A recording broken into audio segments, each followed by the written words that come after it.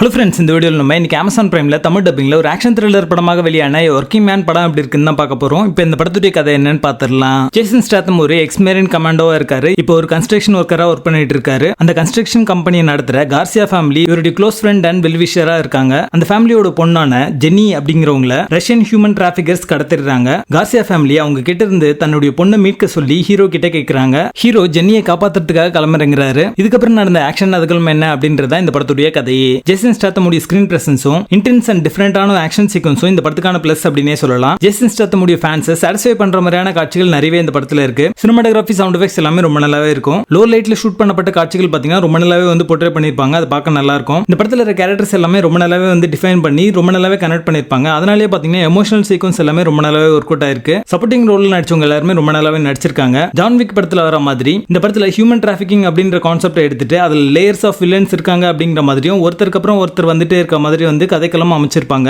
So Taken and John Wick இந்த ரெண்டு படங்களையும் கம்பைன் பண்ணி எடுத்தா எப்படி இருக்குமோ அந்த மாதிரி தான் இந்த படம் இருக்கும். இந்த படத்துல சப்ளாட்ஸ் நிறைய சொல்லிருப்பாங்க. அது எல்லாமே பெருசா இந்த படத்துக்கு வேல்யூ ஆட் பண்ணல, லென்த் தான் ஆட் பண்ணிருக்கு. படம் முழுக்க லாஜிக்கல் லூப்போல்ஸ் அங்கங்க இருக்கதான் செய்யுது. மெஷின் கன் வச்சு சுட்டாலும் ஹீரோ மேல படாத மாதிரியான நிறைய காட்சிகள் இருக்கு. அதெல்லாம் நம்புற மாதிரி இருக்காது. இந்த படத்துல ஆக்ஷனை விட எமோஷனல் கண்டென்ட் அப்படின்றது ரொம்ப நல்லாவே ஒர்க் அவுட் இருக்கும். இருந்தாலுமே அந்த எமோஷனல் போர்ஷன் ரொம்ப கம்மியா தான் வச்சிருக்காங்க. ஸ்டோரி பத்திலாம் கவலை இல்ல, ஜஸ்ட் ஆக்ஷன் சீக்வன்ஸ் மட்டும் இருந்தா போதும் அப்படின்னு நினைச்சீங்கன்னா கண்டிப்பா இந்த படம் உங்களுக்கானது. படத்துடைய பேசிங் நல்லா இருக்கும். மொத்தத்துல இது ஒரு one time watchable action thriller படமாக வந்திருக்கு. படத்துல மைல்ட் எடர்காண்டும் பிளட் வயலன்ஸும் இருக்கு. சோ அதுக்கேற்ற மாதிரி பிளான் பண்ணிக்கோங்க. ஒர்க்கிங் மேன் படத்துக்கு எங்களோட ரேட்டிங் 6 out of 10.